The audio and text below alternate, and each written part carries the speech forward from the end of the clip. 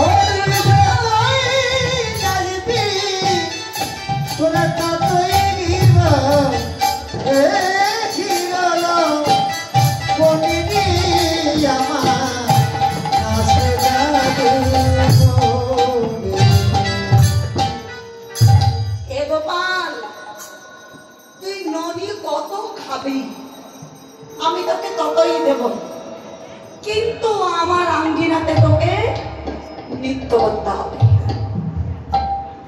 গোপাল বলছে, ও মা, নৃত্য তুমি দেখবে? ঠিক আছে, আমি নৃত্য করবো মা, কিন্তু তুমি তো জানো মা, নৃত্য করতে গেলে বাদ্যযন্ত্র তাল ছাড়া তো নৃত্য হবে না। তুমি বাদ্যযন্ত্রের ব্যবস্থাটা করো, আমি নৃত্য করবো। মা বলছে, গোপাল, বাদ্যযন্ত্র দিয়ে তো নয়, আজকে তুই আমার আঙ্গিনাতে নৃত্য করবি, তবে কি দিয়ে জানিস? ওরে আমার করো তালি, তালে তালে করো তালি, তালে তালে আমার করো তালি, তালে